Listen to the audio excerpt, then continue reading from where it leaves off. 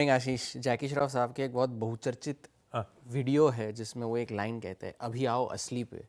अब बाजार वहाँ के वही कह रहे हैं कि आपने ये जियोपॉलिटिक्स वगैरह का जो ड्रामा करना था वो कर लिया, अब आकर के अब असली बात कीजिए।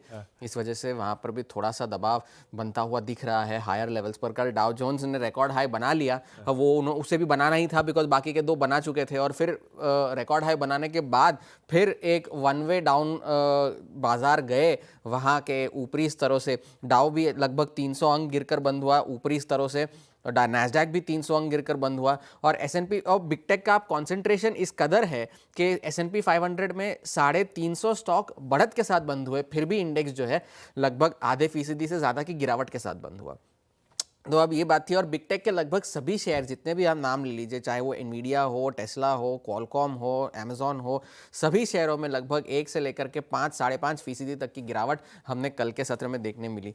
लेकिन एक आउट परफॉर्मर था, वो इंटेल था, क्योंकि वहाँ पर पहले तो कल खबर ये आई थी कि सॉफ्ट बैंक वहाँ पर निवेश करने वाला है $2 बिलियन का, और दूसरी खबर ये है कि यूएस की सरकार वहाँ पर 10% हिस्सा खरीदने वाली है। अब यूएस की सरकार ये कह रही है कि भाई जो बाइडेन के कार्यकाल में जो चिप्स एक्ट साइन हुई थी, जिसमें कंपनियों को पैसे मिल रहे हैं, उस पैसों की एवज में उन्हें सरकार को स्टेक देना चाहिए, हिस्सा देना चाहिए, तो 10% हिस्सा खरीदने की बातचीत वहां पर चल रही है। इस वजह से जो है इंटेल ने पैसे नहीं चाहिए, आप हमको स्टेक दे दो। नहीं, पैसे तो उन्हें मिल रहे हैं, अच्छा, तो उसके बदले में आप हमें स्टेक दीजिए जी। तो वो एक बात थी, तो उस वजह से इंटेल के शेयरों ने कल 7% की बढ़त कल इंटेल में देखने मिली। एक इंटरेस्टिंग चीज वहां ये हो रही है कि वहां के जो ऑप्शन ट्रेडर्स है वो डिजास्टर पुट्स खरीद रहे हैं।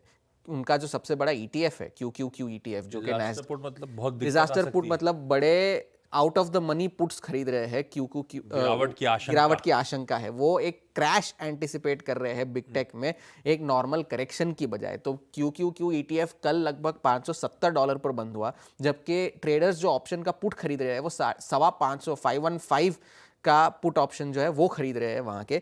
तो वहाँ पर ये 22V रिसर्च की जानकारी थी, तो वहाँ पर ये एक इंटरेस्टिंग डेवलपमेंट हो रही है। लेकिन एक वैल्यूएशन भी वहाँ पे ज़्यादा है, वो एक कंसर्न है। अपोलो ग्लोबल ने कल अपनी नोट में लिखा था कि जो AI के स्टॉक्स में जो मूव्स आ रहे हैं वो लेट 90s में जो बबल आया था टेक में, उस तरह की मूव्स दर्शा रहे हैं, उस चीज़ को मिरर कर रहे हैं।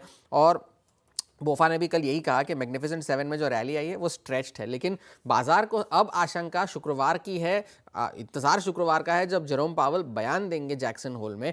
और कुछ लोगों को ये आशंका है कि अगर जेरोम पावल ने उस तरह की डविशनेस नहीं दिखाई जिसकी बाजार को कल्पना है, तो उस वजह से बाजार में और दबाव बढ़ सकता है, क्योंकि लोगों को ये लग रहा है कि जेरोम पावल पहले तो ये कहेंगे कि सितंबर में ब्याज दरें कटेंगी, और उसके बाद एक और बार साल के अंत में ब्याज दरें कटने का अंदेशा बॉन्ड मार्केट्स के ट्रेडर्स लगाए बैठे हैं।